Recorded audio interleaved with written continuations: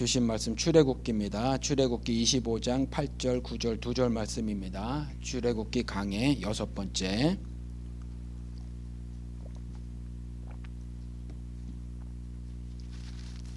출애굽기 25장 8절 9절 2절 말씀입니다. 제가 봉독해 올리겠습니다. 내가 그들 중에 거할 성소를 그들이 나를 위하여 짓되 무릇 내가 네게 보이는 모양대로 장막을 짓고 기구들도 그 모형을 따라 지을지니라. 아멘. 오늘은 이제 신의 산 밑에 그 광야에 사람들이 모였을 때의 일입니다. 그 기록입니다. 그래서 시나이에서 일이에요. 지금 출애굽 계속했고 그 다음에 시내로 향하는 여정 지난주 했고 이제 시내에 도착한 거예요. 그래서 나를 위하여 성소를 지으라 라는 제목을 함께 은혜를 나누시도록 하겠습니다. 초대교회로 돌아가자 라는 말이 한때 유행했었죠. 우리 문화를 유행문화라고 해요. 그래서 우리는 뭐 하나 히트치면 다 따라 하는데, 아무튼 초대교회로 돌아가자, 아직까지도 그런 말이 있습니다. 초대교회로 돌아가자, 초대교회로 돌아가자. 한때 열병처럼 이런 말이 교회에 떠돌았는데 초대교회 모습이 되자는 말이잖아요. 그런데 여러분들, 초대교회가 무엇이 본받을 것이 있다고 초대교회로 돌아가자 그랬겠습니까? 여러분들, 초대교회로 돌아가고 싶으면 무엇을 본받고 싶으세요? 초대교회는 현재 지금의 교회와 사실 별반 다를 게 없었어요.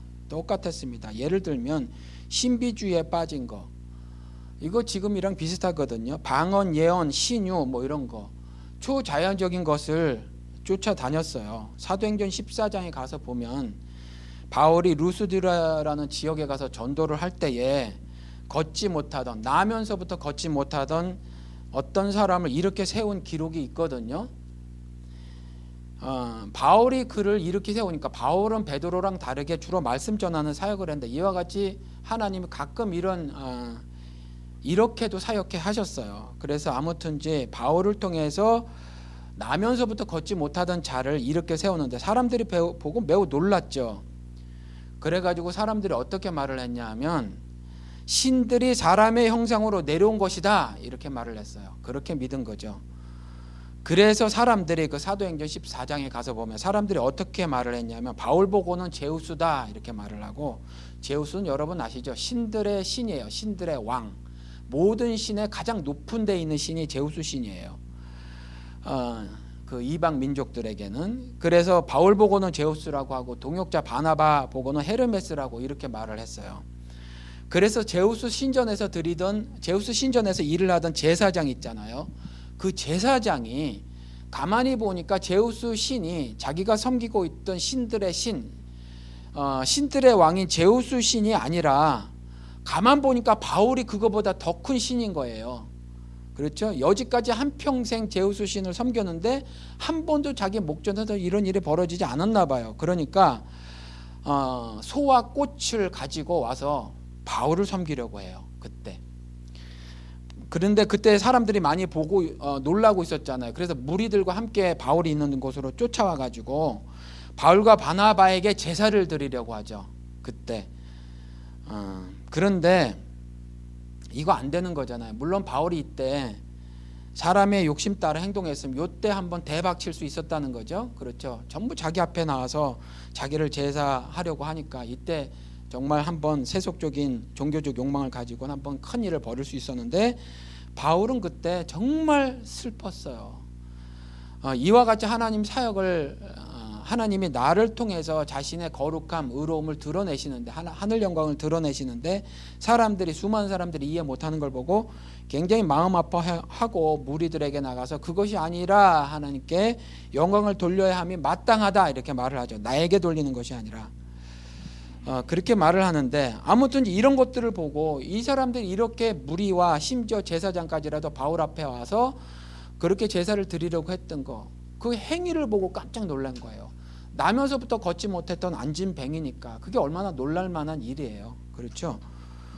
그러니까 우리 지금 뭐 신유사역 한다는 사람들도 보면 사실 그런 거는 없거든요. 뭐 암병 나았어요, 뭐 이런 말 하지. 정말 안진뱅이가 일어나거나 장님이 눈을 뜨거나 소아마비가 걷거나 뭐 잘린 팔이 다시 나거나 이런 건 없단 말이에요. 지금 신유한다는 사람들도. 그러니까 이런 일이 실제로 눈앞에 벌어지면 깜짝 놀랄만 하거든요. 한국 최대며 세계 최대로 가는 교회 목사가 여러분 아시지만 한번 말씀을 드렸어요. 잠실 운동장을 빌려서 자신의 사역 50주년 기념 잔치를 벌였잖아요. 잠실 운동장을 빌려서 했어요. 그거 한번 말씀을 드렸는데 각 교구별로 무슨 올림픽 하듯이 이렇게 착 팀들이 입장하듯이 교구별로 입장을 하는데 거기에 큰 어떤 그 배너 같은 거 아니면 어떤 깃발에다 뭐 써가지고 막 입장하는, 전부 다 목사 찬양하는 문구가 적힌 깃발을 들고 교구별로 이렇게 입장하고 그랬다는 거죠. 이런 거예요. 왜 그런 일을 벌였냐 하면 그 세계 최대라고 하는 그게 목사가 이런 짓을 잘하잖아요. 이와 같이 초자연적인 일을 많이 한다고 하잖아요. 그러니까 이제 그런 일이 벌어지는 건데 이런 거거든요. 똑같았어요. 초대교회도. 하나님의 은사를 주시는 이유는 분명하죠. 성경에는 그렇게 써 있어요. 분명하게 써 있어요. 성령이 자신의 뜻을 따라서 은사를 나눠준다 이렇게 돼 있어요. 자신의 뜻을 따라서. 그러니까 내가 뭐 막 원한다고 은사를 사모하라고 했지만 내가 그 은사를 사모한다고 해서 성령님께서 그 뜻이 아닌데 은사를 주고 그런 건 없단 말이죠. 그렇죠? 각각의 사람들에게 어떤 은사가 필요한지를 잘 아셔요. 그래서 적절하게 그 은사를 배분해 주시고 그 은사를 활용케 하셔서 무엇을 하시겠어요? 하나님의 영광을 드러내게 하시는 일을 하는 거예요. 딱 그거 한 가지밖에 없어요. 은사 주시는 목적은. 그러니까 성령님이 이 땅에 오신 이유는 물론 성령님이 처음부터 계셨고 또 구약시대도 성령님이 임하셨는데 말씀드린 것 같이 소수의 사람에게 그 다음에 임시로 임했단 말이죠. 그렇죠? 소수의 사람에게 임시로 제사장, 왕 뭐 이런 사람들에게. 그리고 임했다가 떠나기도 하고. 그래서 다윗이 그렇게 고백했잖아요. 주의 성신, 주의 성령을 내게서 떠나가게 하지 마세요 라고 시편 51편 11절에 말씀을 하고 계시다라는 거죠. 그때는 그랬지만 요엘서의 예언이 오순절날 성취가 되고 이제 모든 믿는 자에게 성령이 임하고 이제 내주하시는 성령님이 되셨다라는 거잖아요. 그 내주하시는 성령님이 하신 일이 뭐예요? 늙은이고 젊은이고 아버지고 뭐 할 거 없이 전부 다 예언하게 하고 꿈꾸게 하고 비전을 보게 하는 거죠. 그렇죠? 그거거든요. 그러니까 그 뭐냐 하면 예수 그리스도의 2000년 전에 십자가 대속 죽음 사역 그리고 사흘 만에 다시 살아나는 그 역사적 사건이 여러분들에게 실제화되게 해주시는 것이 성령님의 뜻이라고 제가 그동안 성경 공부하듯이 몇 번 말씀을 드렸어요. 그렇죠? 그게 성령님의 일이시란 말이에요. 그러면 그것 때문에 여러분들의 은사 나눠주시는 거예요. 그렇죠? 그것 때문에 여러분들이 예수 믿게 하기 위해서 그리고 또 나아가서 이제 성령과 한 몸이 되신 여러분들께서 성령의 은사를 받아서 그걸 전하게 하시기 위해서 은사를 주시는 거예요. 그런 방언도 예언도 마찬가지라는 거죠. 방언 주신 목적은 딱 그거 하나라는 거죠. For mission, 여러분들이 나가서 예수 증거하게 하시기 위해서 그거 주신 거예요. 다른 목적 없으시다는 거죠. 방언에 대해서 비디오 클립이 뭐 있는 거 하나 보니까 뭐 막 어느 신학교인데 애들이 길거 나와가지고 막 하는 거예요. 그리고 마이크를 들이댔더니 별 희한한 말을 다 하고 또 그 신학교에 있는 신학자들 교수들도 막 그러는데 어느 것 하나 성경 말을 하시는 분들은 하나도 없었어요.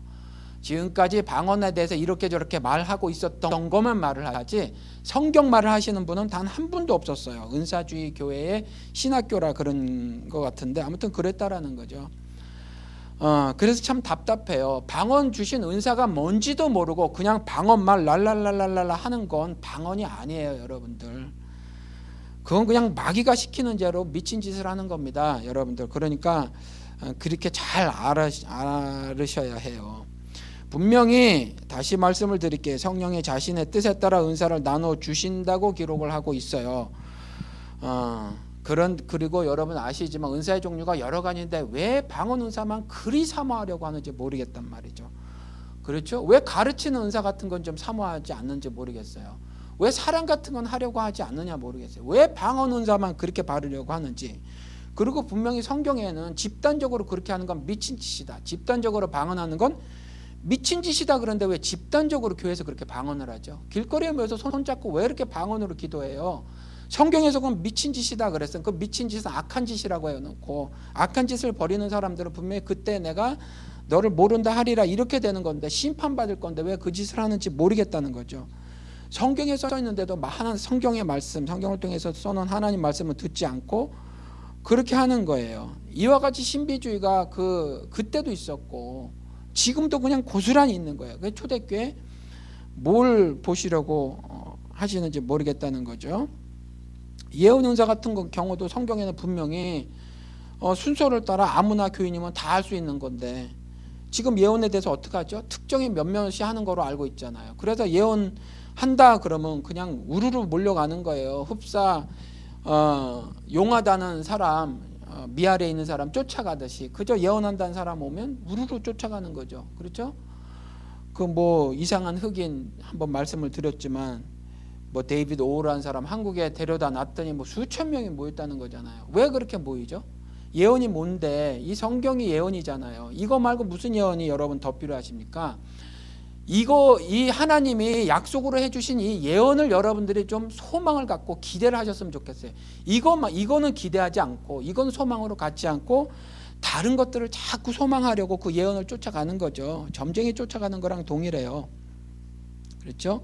그리고 예언은 다 하시는 거란 말이죠. 여러분들이 이 하나님 말씀을 잘 이해하고 깨닫고 이걸 전하는 것이 여러분들 순서를 따라 예언을 하는 거예요. 그러니 그렇게 아셔야 합니다. 기복신앙에도 빠졌었다라는 거죠. 그 초대교회 마태복음에도 보면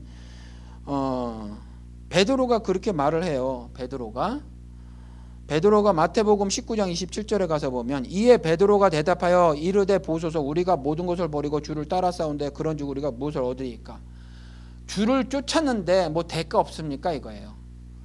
내가 주를 쫓았잖아요. 그러니 뭘 좀 줘야 하지 않겠습니까?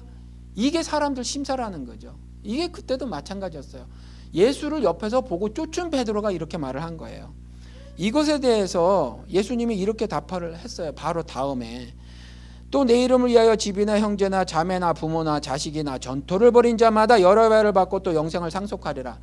또 여러 배를 받고 영생을 상속하리라. 그러니까 영생은 따로 떼놓고 여러 배를 받는 거에 주목을 하는데 이 여러 배도 마찬가지예요. 여러분들 형제나 자매나 부모나 자식이나 이 전토만 빼놓고 일단 요것만 놓고 보시자고요. 형제나 자매나 부모나 자식이나 버렸으면 여러 배를 상속받는다는 얘기는 뭐 형제 자매 버리면 나중에 형제 자매를 몇 배로 더 만들어 주시겠다. 부모 다시 임신케 하셔서 그 말이에요? 그 말 아니잖아요. 부모 자식 버렸으면 나중에 양아버지 양엄마 많이 만들어 주시겠다는 말입니까? 그거 아니잖아요. 그러면 여러 배로 받고도 또 다른 의미지 이렇게 물질적인 의미가 아니라는 거예요. 또 전토도 마찬가지예요. 땅의 의미 말씀드렸죠. 부동산 아니라는 거잖아요. 그렇죠. 온유한 자는 복이 있나니 땅을 기업으로 받을 것이며 그 말하고 있는 거예요. 그렇죠. 그러니까 이 대답을 예수님께서 하신 대답이 그렇다는 거죠. 무엇을 얻죠? 영생을 얻는다는 거죠. 이 땅에서도 영생 얻은 자의 삶을 살게 될 것이다. 거룩한 것을 너희들이 마음껏 누리며 살게 될 것이다 라는 말씀을 28절에 해주신 거예요. 그런데 그건 모르고 예수를 쫓아서라도 이와 같이 예수 쫓았는데 무엇을 얻죠? 무엇을 얻을 수 있어요? 라는 신앙을 갖고 산단 말이에요. 또 마태복음 20장 20절 21절에 가서 보면 그때의 세베대의 아들의 어머니가 그 아들들을 데리고 예수께 와서 절하며 무엇을 구하니 예수께서 이르시되 무엇을 원하느냐 이르되 나의 이 두 아들을 주의 나라에서 하나는 주의 우편에 하나는 주의 좌편에 앉게 명하소서. 돈 달래는 거 아니라는 거죠. 그렇죠? 돈 달래는 거 아니라 주의 우편에 주의 좌편에 내 아들들 앉혀주세요. 종교적 명예를 굉장히 바라는 거예요. 그렇죠? 종교적 명예. 여러분들 모든 직업은 신성하다라는 말이 왜 나온지 아세요? 모든 직업은 신성하다. 모든 직업이 신성합니까? 그렇지 않아요. 많은 직업, 많은 일이 제가 여러 번 말씀을 드렸지만 성경은 그렇게 말을 하고 있습니다. 일이 주님 안에서 주님을 위한 일이 있어요. 똑같은 일이라도 이 세상에 살아서도 이 세상 법제도 장치를 좋아서가 아니라 사무엘상에 보니까 이대로 그냥 허락을 해주셨어요. 그렇죠? 그렇지만 그 사실을 깨닫고 이것이 정답이 아니라는 걸 깨닫고 이 땅에서 육신은 할 수 없이 그 일을 하고 살아야 하지만 그 가운데서 주님의 영광을 드러내며 살아야 한다. 그 계명을 따라 사는 사람이 있고, 그렇지 않다면 주님을 모르고 살면 그 직업은 단순히 그냥 형벌받은 거예요. 벌 받고 사는 거예요. 신성한 것이 아니라. 그렇죠? 그것이 사회에서 아무리 존경받는 자비라도 마찬가지라는 거죠. 그러니까 예수 모르고 그 일 밤낮 해야 그건 그냥 벌 받고 있는 거예요. 벌 받고. 그런데 왜 직업이 신성하다라는 말이 나왔냐면, 사제들 있잖아요. 옛날들 사제들이 자신들이 하는 것, 그걸 다른 이 평신도라는 말도 사실 캐톨릭에서 나온 말이에요. 자리를 뜨뜻하게 만든 자라는 걸 레이드 피플이라고 하는 이 사람, 이걸 캐톨릭 사람들이 만들어낸 거거든요. 사제들이 자신의 직을 우월하다고 본 거예요. 그러니까 신분적으로 분명히 성경에는 나는 이사야조차도 성경이 같은 사람이라 그냥 역할만 다른 거예요. 목사나 뭐 신부나 똑같이 동일한데 역할만 다르게 사는 거거든요. 어떤 분들은 업으로 사는 거라는 거죠. 그리고 어떤 사람은 저처럼 말씀을 전하고 사는 건데 이것이 하나님 눈에는 같아요. 똑같이 내 자녀의 삶을 살아가고 있는 건데 사제들이 내가 너희들보다 우월하다고 한 거예요. 우월하다. 그러면서 자기들끼리 따로 뭐 수도 같은 거 만들고 그 안에 들어가서 도 닦고 앉았고 그랬던 거거든요. 그것으로 인해서 구별됨을 드러내고, 그래서 사제들이 우리들이 다르다 너희들과 그랬을 때 종교개혁을 하면서 웃기고 있네, 똑같아 이래버린 거예요. 똑같아, 사제들이라고 별난 거 없어 라고 말한 거예요. 그래서 모든 직업이 신성하다고 한 겁니다. 그런데 이와 같은 종교적 욕심을 따라 주여 하나님 우편에 내 아들을 하나는 좌편에 앉게 하여 주소서, 이거 뭐예요? 특별하게 생각을 하는 거죠. 뭐 사제들이 그렇게 생각한 것처럼 그렇게 생각을 하는 거거든요. 이에 대해서 예수님은 뭐라고 대답을 하시죠? 마태복음 20장 27절 28절에 너희 중에 누구든지 으뜸이 되고자 하는 자는 너희의 종이 되어야 하리라. 인자가 온 곳은 섬김을 받으려 함이 아니라 도리어 섬기려 하고 자기 목숨을 많은 사람의 대속물로 주려 함이니라. 이거잖아요. 이렇게 대답을 하신다니까요. 종교적 욕심에 그득한 사람에게 신자가 추구해야 할 삶을 뭐냐 하면 무엇을 얻기 위함이 아니라 종이 돼서 사는 삶이다. 섬기고 사는 삶이다. 자기 목숨을 대속물로 주고 사는 삶이다 라는 거예요.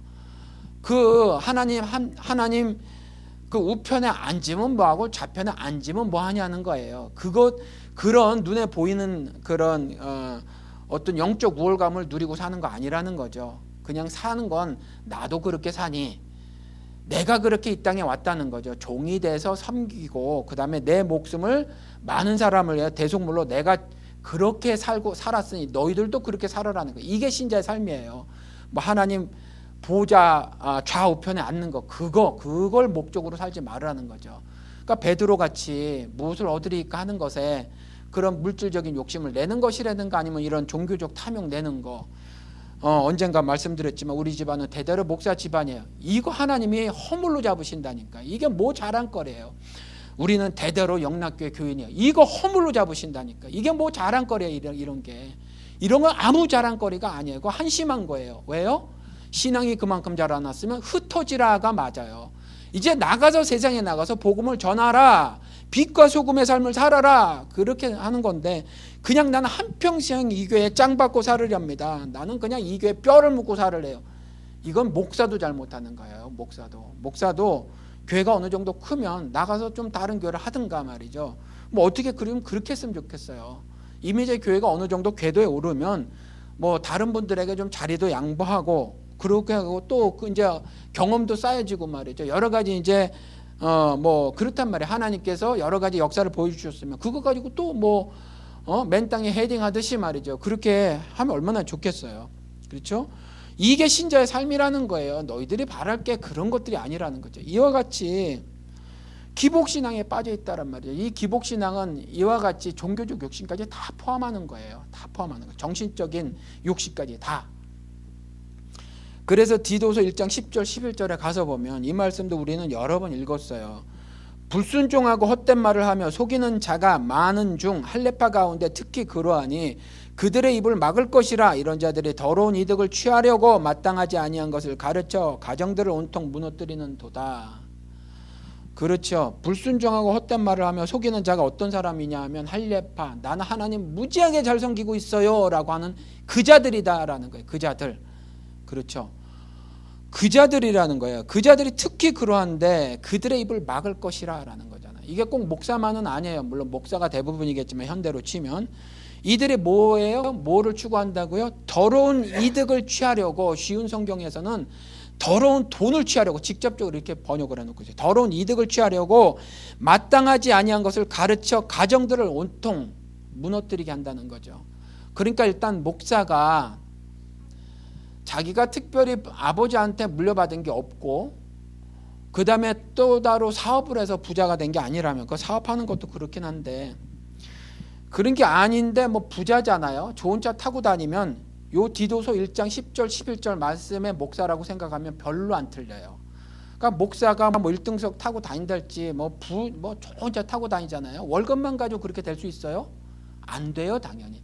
그러니까 현재 부자 목사들은 일단 다 가짜라고 보시면 딱 맞습니다. 딱 맞아요. 하나도 안 틀려요. 그 엄하게 돈을 다 여기 성경에 나온 대로 더러운 이득을 다른 방식으로 취한 거예요. 그러니까 그들의 입을 막는 일에 우리 작은 자교회는 앞장서야 해요. 예수 그리스도처럼요, 가는 곳마다 유대인의 입을 틀어 막아야 해요. 그들이 종교적으로 막 하는 말들을 틀어 막아야 해요. 적극적으로 나서서 그렇게 예수님처럼 좌충우돌하고 살아야 한단 말이죠. 그게 신자의 삶이에요. 가는 곳마다 말썽을 부렸단 말이죠. 예수님은 심지어 성전에 들어가 성전을 다 들러 엎어버리셨어요. 왜요? 그들이 더러운 이득을 취하려고 온통 가정들을 무너뜨리고 있으니까. 그렇죠. 더러운 이득을 취하려고. 그래서 그랬던 거예요, 예수님이. 그러니까 물론 예수를 믿는 일이 어디 가서 온통 말썽이나 부리고 살아야 한다, 그 말씀을 드리려고 하는 것이 아니라 진짜 예수를 따르는 삶이라면 당연히 성경에서 수도 없이 말해놓은 것처럼 이와 같이 세상과 부딪힐 수밖에 없고 갈등을 벌일 수밖에 없고 충돌을 벌일 수밖에 없게 된다라는 말입니다. 그렇지 않고 세상과 조화를 이루는 거, 요즘 기독교계에서 가장 잘못하는 거, 이거 종교적 카르텔인데 아주 더러운 이득을 취하는 건데 이걸 연합이란 말을 한단 말이죠. WCC 같은 게 그런 거예요. 그러니까 일단 목사가 재산이 불었다는 건 더러운 이득을 취했다, 이렇게 보시면 별로 틀리지 않아요. 그리고 그런 목사 밑에서 내가 5년 10년 있었으면 내 가정은 신앙적으로 무너진 거다라고 보셔도 별로 틀리지 않아요. 왜요? 성경이 그렇게 말을 하고 있으니까.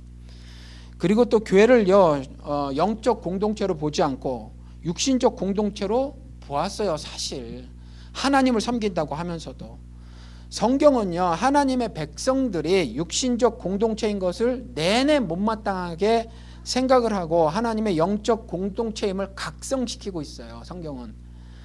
그래서 뭐 사무엘상 15장 22절에 가면 순종이 제사보다 낫고 듣는 것이 수작의 기름보다 나으니 제사 밤낮 드리면 뭐하냐는 거예요. 말씀대로 살지 않으면서 교회에 나와서 제사 드리면 뭐해? 라는 거예요. 그렇죠? 이사야서 1장 11절에도 여호와께서 말씀하시되 너희의 무수한 재물이 내게 무엇이 유익하뇨? 나는 수장의 번제와 살찐 짐승의 기름에 배불렀고 나는 수송아지나 어린 양이나 수점소의 피를 기뻐하지 아니하노라. 형식적인 삶, 형식적인 신앙생활 경고하고 있는 거예요. 요엘서 2장 13절 너희는 옷을 찢지 말고 마음을 찢어 너희 하나님 여호와께로 돌아올지라.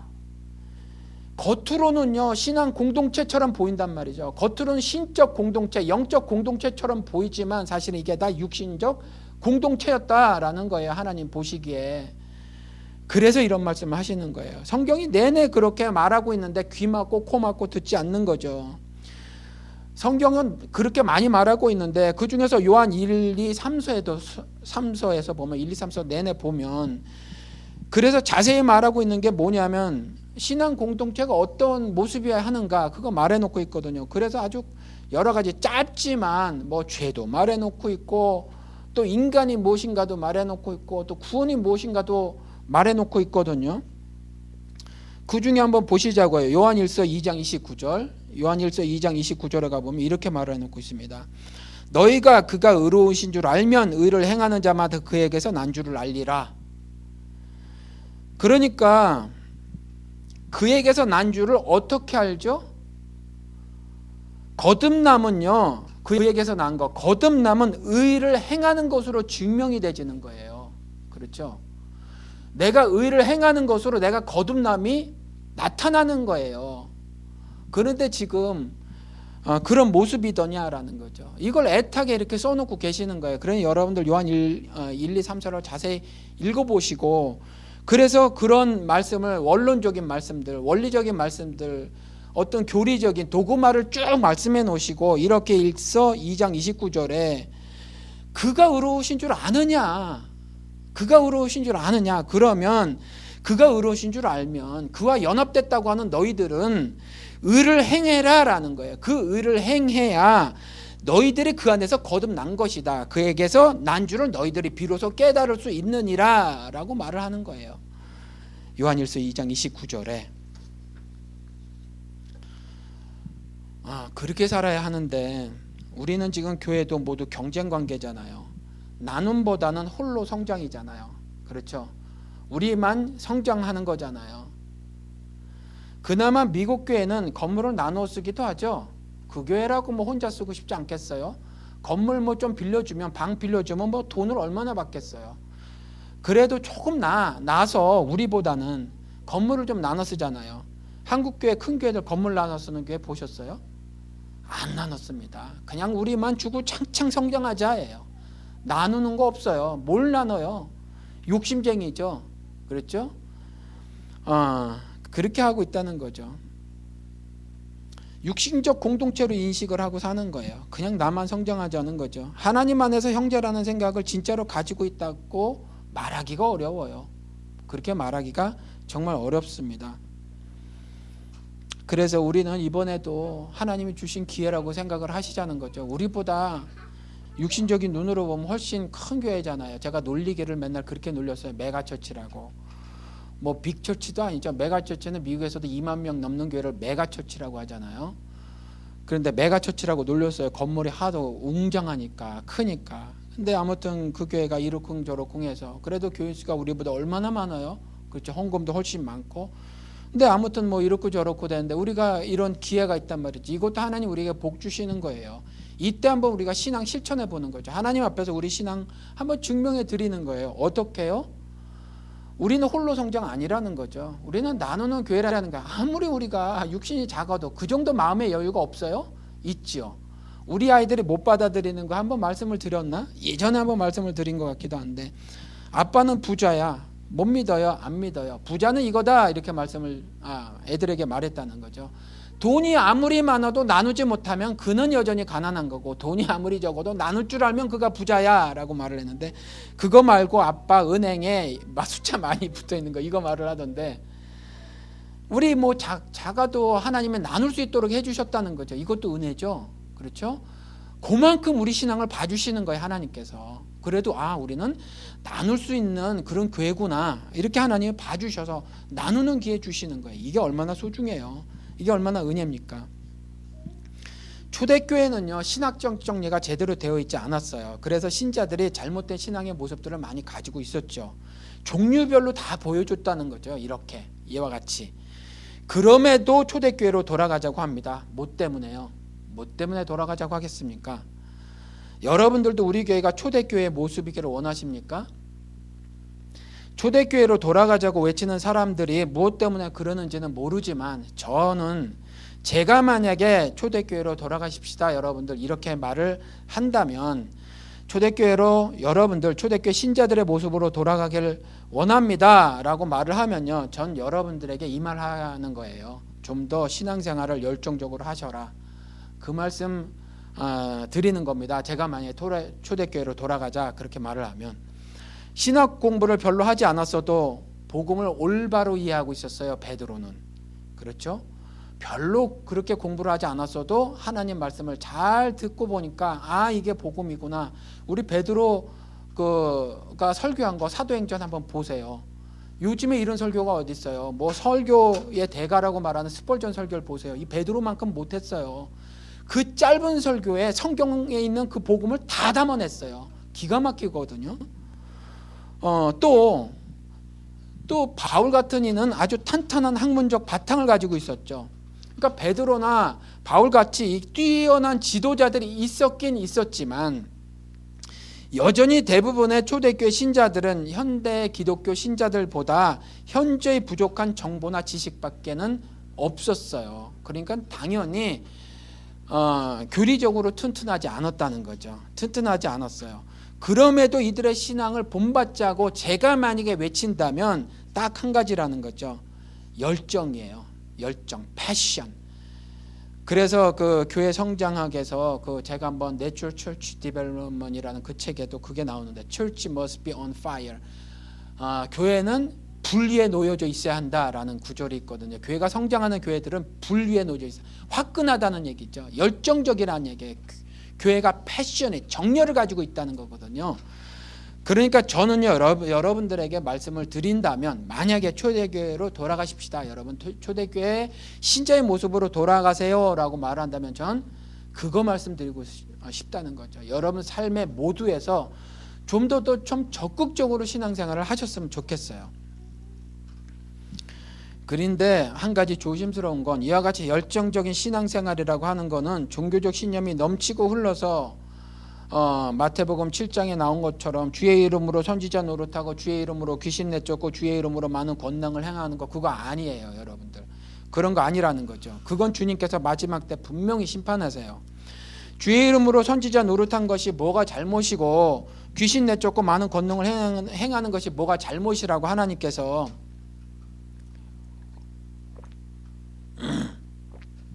나는 너를 도무지 알지 못하니 불법을 행하는 자들아 내게서 떠나가라 이렇게 말씀을 하셨을까요? 여러분 주님이 이렇게 말씀을 하셨을 때는 주님이 정말 몰라서 그래요. 그들을 정말 몰라서 안다 개념 말씀을 드렸죠. 제가 오바마 알면 뭐예요? 오바마가 저를 모르는데 그 개념이거든요. 관계가 있는 걸 말하는 거예요.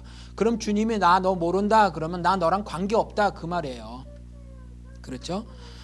그런데 그러니까 그런 자들에게 주의 이름으로 선지자 노릇하고 귀신 내쫓고 많은 권능을 행한 자들에게 나 너 몰라 이렇게 말을 하시는 거예요. 이런 경우가 주의 이름으로 아무리 많이 그런 것들을 뭐 어떤 행동들을 했어도 주님과 아무런 관계가 없는 것들이 많아요. 굉장히 많다는 거죠.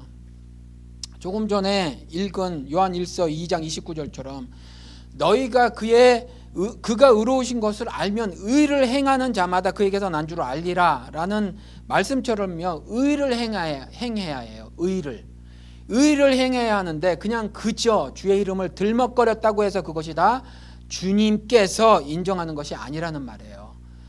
의가 초점이에요. 의가 하나님이 사랑하시는 것도 여러분들 의롭게 만드시기 위해서 사랑하시는 거예요.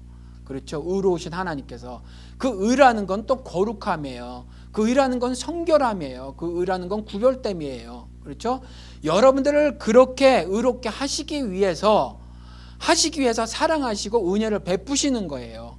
그러니 그 의를 드러내야 하는데 단순히 가서 손수건 얹어놓고 병 고쳤다. 병 고친 게 아무 의미가 없다는 거예요. 병 고친 게 뭐예요? 아무것도 아니에요. 부자 만들어주는 기도해주는 게 그게 뭐예요? 아무 의미가 없어요. 아무 의미가 없어요. 그렇죠? 여러분들 육신적인 삶이 여러분들이 기대하는 것처럼 개선되는 거 그게 성경적 의미가 뭐가 있냐고요?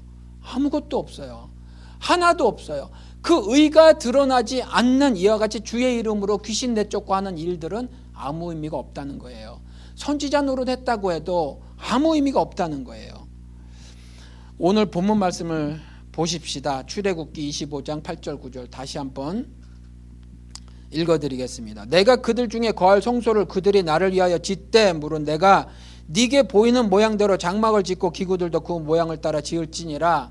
하나님이 일방적으로 은혜를 퍼주어 주시다가 이제 인간들에게 반응을 요구하시는 거예요. 반응을 요구하시면서 처음에 이제 이 기사 이전에 이제 그동안 우리가 또 많이 뛰어넘었잖아요. 계명을 주시죠. 십계명 주시고 그 후에 여러 가지 이제 율법들을 주신단 말이에요. 그리고 나서 이제 오늘 본문이에요. 성소를 지어라. 누구를 위해서? 나를 위해서. 그렇죠. 성소가 여러분들 위해서 짓는 게 아니에요. 그렇죠. 이걸 굳이 성소라고 하면 우리가 모이니까 교회 빌딩을 교인을 위해서 짓는 게 아니에요. 착각하지 마시자고요. 그렇죠. 교인을 위해서 짓는 게 아니에요. 그냥 애들 그냥 두셔도 됩니다. 애들이 다 그렇죠 뭐. 그러니까 성소를 지어라 나를 위하여라는 거예요. 나를 위하여. 그렇죠. 성소를 짓는다는 건 물론 그때 뭐 이렇게 텐트를 짓는 거잖아요. 그렇죠? 성소를 짓는다는 거 그거 유형의 건물을 실제로 짓는 거지만 그거 말하는 게 사실은 아니에요. 그거 뭐 유목민들 성전이라는 거 짓기 전에는 텐트 친 건데, 그렇죠? 텐트 친 건데 뭐 옮길 때마다 새로 짓고 했단 말이에요. 그러니 그거 지으라는 거 아니에요. 사실은 실질적인 거 그건 그냥 임시적인 거예요. 실제 내용은 뭐냐면 건물을 지으라는 것이 아니라 신앙을 건축해라 라는 말이에요. 신앙을 건축해라. 그러니까 그 신앙도 나를 위한 것이 아니라 하나님을 위한 것이에요. 내 신앙도 나를 위한 신앙이 아니란 말이에요. 이걸 잘 알아야 해요.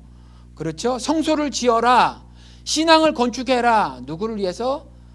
너희를 위해서가 아니라 나를 위해서라는 거예요. 이게 참 이해하기도 어렵고 받아들이기도 어렵다는 거죠. 하나님, 그거 뭐 나도 좀 위해 주시지. 꼭 뭐든지 이렇게 신앙까지라도 하나님 자신을 위해서 내 신앙을 세워나가야 합니까? 그렇잖아요. 이런 질문이 들잖아요. 그렇죠? 그런데 이거 우리가 비밀을 깨달아야 한다는 거죠. 성경 비밀이라고 말씀을 하셨잖아요. 분명히. 하나님을 위해서 성소를 짓는 일, 즉 내 신앙을 건축하는 일, 그게 바로 나를 위한 길이에요. 나를 위한 거. 내가 생각하고 내 뜻대로 계획하고 내 육신의 욕심 따라 기획된 그 모든 거 있잖아요. 그건 악한 것이라니까요. 그래서 하나님이 나를 위해서 지어라. 내가 말하는 대로 이렇게 지어라 하잖아요. 그러면 내 삶이 하나님 거 같이 된단 말이에요. 하나님 모습처럼 되는 거예요. 그것이 구원이라니까요. 구원이 다른 게 아니에요. 그렇죠? 그러니까 신앙도 나를 위해서 지어라 라는 말이 바로 그 말이라는 거죠. 이 비밀을 깨달아야 해요. 그래서 고린도전서 6장에도 동일한 말이라는 거죠. 고린도전서 6장 여러분들 이 말씀도 수십 번 들어보셨을 거예요. 제가 15절부터 20절까지 읽어드릴게요. 15절에 너희 몸이 그리스도의 지체인 줄 알지 못하느냐. 먼저 우리들의 신분, 우리들의 영적 신분에 대해서 말씀하고 계시죠. 너희 몸이 그리스도의 지체인 줄 알지 못하느냐. 16절에 주와 합하는 자는 한 영이라. 누구와? 하나님과. 이게 구원이에요. 그렇죠? 구원은 A 장소에서 B 장소의 이동이 아니라고요. 그렇죠? 하나님과 한 영이 되는 거, 하나가 되는 게 구원이에요. 그리고 19절에 너희 몸은 그래서 너희가 하나님께로부터 받은 바, 하나님께로 받은 거, 이때 몸이라고 한 걸 여러분들이 잘 주목하셔야 돼요. 너희 영은 하나님께로부터 받은 바 이렇게 말씀하지 않고 너희 몸은 하나님께로 받은 바 이렇게 말씀하고 계시다는 거죠. 우리와 한 몸이 되었다 이렇게 말씀하신 것도 여러분들이 유념하셔야 해요. 너희 가운데 그래서 교회 안 나가고 자기 영혼 택배로 붙여 난 교회 안 나가고도 신앙생활 잘해요 라고 하는 건 전부 안 된다는 거죠. 그래서 너희 몸은 너희가 하나님께로부터 받은 바 너희 가운데 계신 성령의 전인 줄 알지 못하느냐. 고린도전서 6장을 쭉 읽어보면 계속해서 이와 같이 교회에 대해서 말하고 있어요. 여기서 너희가 복수로서 교회를 말하고 있고, 그래서 교회가 성령의 전인 줄 알지 못하느냐. 너희는 너희 자신의 것이 아니라, 왜냐하면 15절에 너희 몸이 그리스도의 지체인 걸 알지 못하느냐 이렇게 말을 해놓고 있잖아요. 값으로 산 것이 되었으니 뭐를요? 교회를. 그런즉 너희 몸으로 하나님께 영광을 돌려라. 이 세상에 육신적 삶을 살더라도 온전히 하나님께 영광을 돌리는 삶을 살아라. 똑같잖아요. 그렇죠? 성소를 지어라. 너희 신앙을 건축해라. 누구를 위하여? 나를 위하여. 여기 신약에서도 너희는 값으로 산 것이 되었으니 그런즉 너희 몸으로 하나님께 영광을 돌려라. 이게 신자의 삶이에요. 이게 하나님 백성의 삶이에요. 이게 삶인데 자꾸 지금 뭐 따라다니는 사람들도, 심지어 예수를 따라다니는 사람, 무엇을 얻으리까? 내 아들 하나는 주의 우편에 하나는 좌편에 앉게 해주세요. 이런 거라는 거죠. 그렇죠. 이거 아니에요. 그러니까 하나님께서 이제 처음으로 사람들에게 반응을 원하시는데 성소를 지어라 라는 거잖아요. 그렇죠. 구체적으로 이제 반응을 원하시는 거예요. 지금까지 일방적으로 퍼부으시고 나만 따라오면 돼. 나만 따라와. 내가 인도한 대로 따라와. 그랬는데 이제 율법 주시고 성소 짓게 하시고 이제 우리에게 자유의지를 처음에 주신 거대로 이제 자유의지를 가지고 최대한의 것으로 하나님을 섬기길 원하시는 거예요. 성소를 지어라. 누구를 위하여? 나를 위하여. 신앙 건축을 하여라. 너희들은 그리스도의 지체가 되었으니 하나님의 영광을 위하여. 너희들은 값으로 산 것이 되었으니 영광을 돌리는 삶을 살아라 라는 거예요. 그러니까 불의를 행하지 않고 오직 의를 행함으로 하나님께 영광을 돌리는 삶을 살아야 해요. 단순히 주의 이름으로 나는 이와 같이 기적을 베풀었고 선지자와 노릇을 했고 능력을 보였나이다. 그래야 말짱꽝이다라는 거죠. 하나님의 모습이었던 것, 우리가 제일 처음에 태어났을 때, 그렇죠. 이 말씀도 분명히 제가 드렸어요. 아무것도 몰라요. 두끼조차 세이브할 생각을 하지 못하는 것이 어린아이예요. 그만큼 욕심이 없어요. 그렇죠? 그것이 월마트 옷이든지 니먼 마커스 옷이든지 아기들은 상관 안 해요. 욕심이 전혀 없는 그와 같은 상태, 그때예요. 그게 구원의 모습이라는 거죠. 구원받은 자의 모습. 그렇죠? 그 모습을 회복하는 것, 그 모습을 회복하는 것이 구원이에요. 그러니까 이와 같이 하나님의 제일 처음에 자신의 영을 불어 넣어 주셨잖아요. 그 모습을 회복하는 것, 그리스도와 연합함으로 회복하는 거예요. 그렇죠? 그래서 하나님 나라에서 천년만년 영원 무궁토록 하나님과 함께하는 것이 구원이라는 거죠. 지금 이 땅에서는 순례자, 즉 여행자로, 여행객으로 사는 거예요. 지나가는 삶이라는 거죠. 그렇지만 이 땅에서도 동일하게 그런 모습으로 사는 것이 신자의 삶이에요. 성소를 지어라 나를 위해서. 그러니까 순례객으로 살아가도 여행객으로 살아가도 그리 삶을 살아라 라는 거죠. 그래서 9절에 보니까 오늘 말씀, 무릇 내가 네게 보이는 모양대로 장막을 짓고 기구들도 그 모양을 따라 지을지니라. 하나하나 구체적으로 다 말씀을 하고 계시는데 뭐예요? 성소를 지으라 라고 말만 하시고 이제 나머지는 그냥 니들이 알아서 해가 아니에요. 성소를 지어라, 신앙 건축을 해라. 어떻게? 내가 명하는 대로 하나하나 다. 성소를 건축하는데 기구들은 이렇게 저렇게 배치할 것이며 어떤 기구로 놓고 성소는 이 모양 저 모양대로 지어라. 이렇게 말씀하고 계시는 거예요. 그러니까 우리 마음대로 지으면 안 돼요. 하나님 말씀되는 대로 지어야죠. 말씀하신 대로. 그러니까 하나님의 내 말대로 내 뜻대로 살아라 라는 거예요. 그래서 하나님이 뭐라고요? 일부가 아니라 99%가 아니라 내 뜻을 다하고 정성을 다하고 힘을 다하고 목숨까지 다해서 하나님을 사랑해라. 이렇게 말씀하신 거예요. 다해서 우리 삶의 모두를 다해서 그렇게 살으라는 거예요. 다해서 하나님을 그렇게 섬겨야 해요. 왜요? 일부 하면 하나님 뜻대로, 내 삶의 일부는 내 뜻대로 살아버리는 거예요. 그렇죠. 그건 악한 거란 말이죠. 그래서 다하고 다해서 해라라는 거예요.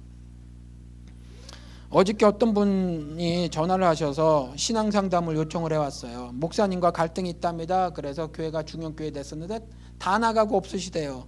자신은 끝까지 남아있다가 나는 교회를 지키리라 했는데 도무지 못 참고 자신도 교회를 몇 개월째 나가고 있지 않는데 내가 잘못입니까? 목사가 잘못입니까? 이렇게 물어오셨어요. 그래서 제가 전후의 그 사정을 모르니 그걸 제가 어떻게 말씀을 드립니까? 그런데 분명한 건 제가 한 말씀을 드리죠 라고 말씀을 드린 게 뭐냐면 자신을 보시라라는 거죠. 자신의 잘못을 보시라고 말씀을 드린 것이 아니라 자신의 상처를 보라고 말씀을 드렸어요. 자신의 영적 상처를 보라. 교회를 안 나갔으면 내가 상처가 있다는 거죠. 제가 이것도 여러분들에게 말씀을 드렸어요. 비유를 들어서 길 가다 돌불에 걸려 넘어져서 내가 무릎팍이 깨졌으면 돌을 보고 원망하시겠어요?